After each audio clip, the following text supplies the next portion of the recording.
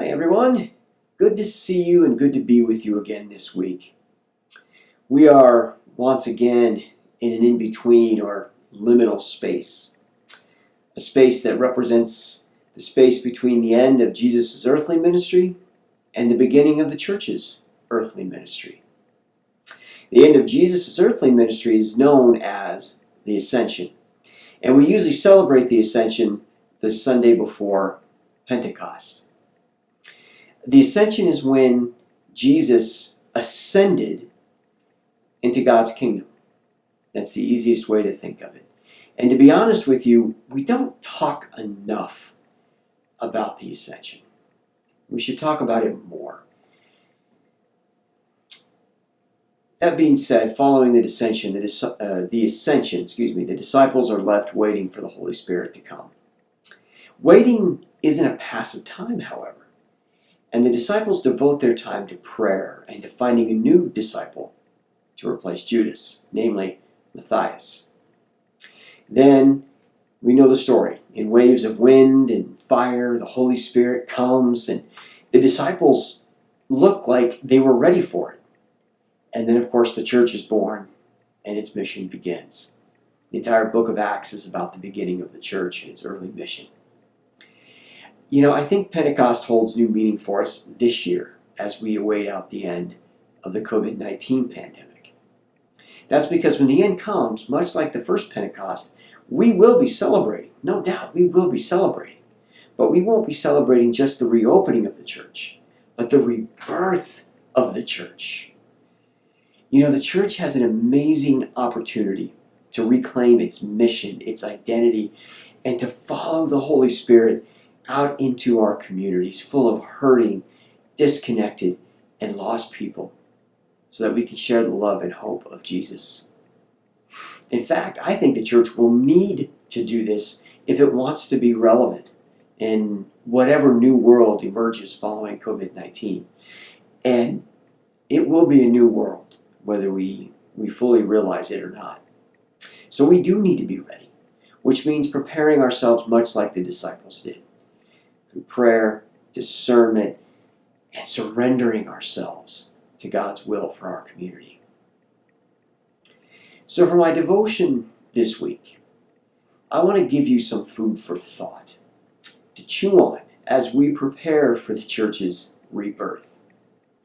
Now, it might seem a little bit like a hodgepodge of things, but I think you'll be able to discern a flow, and I think you'll be able to also discern a common theme beyond the Holy Spirit at Pentecost. First is a poem by my favorite poet, William Blake. It's one I often read at Pentecost, and it's called, interestingly, Pentecost. And it goes like this: Unless the eye catch fire, the God will not be seen. Unless the ear catch fire, the God will not be heard. Unless the tongue catch fire, the God will not be named.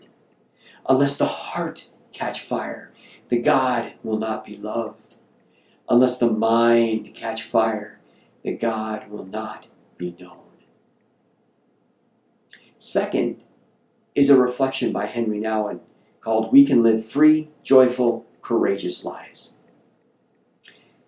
The Holy Spirit, whom Jesus promised to his followers, is the great gift of God. Without the Spirit of Jesus, we can do nothing but in and through his Spirit, we can live free, joyful, and courageous lives. We cannot pray, but the Spirit of Christ can pray in us. We cannot create peace and joy, but the Spirit of Christ can fill us with a peace and joy that is not of this world.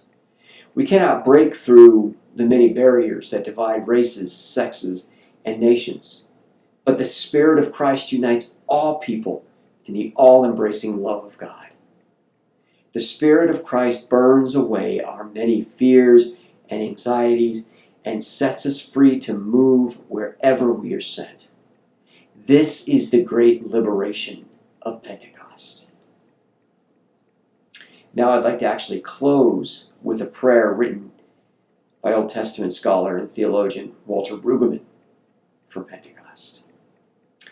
We name you wind, power, force, and then imaginatively, third person.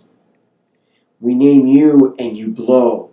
Blow hard, blow cold, blow hot, blow strong, blow gentle, blow new. Blowing the world out of nothing to abundance. Blowing the church out of despair to new life. Blowing little David from shepherd boy to Messiah. Blowing to make things new that never were. So blow this day, wind. Blow here and there. Power. Blow even us. Force. Rush us beyond ourselves. Rush us beyond our hopes. Rush us beyond our fears. Until we enact your newness in the world. Come, Holy Spirit, come. Amen. We'll have a great week. And I invite you, and I hope you turn in on Sunday to hear Pastor Liz Nickerson's Pentecost sermon, United in the Spirit. How can this time of social distancing bring us closer as one world family? It'll be a good one. Blessings to you and your families. Know we love you and we miss you. We hope to see you soon.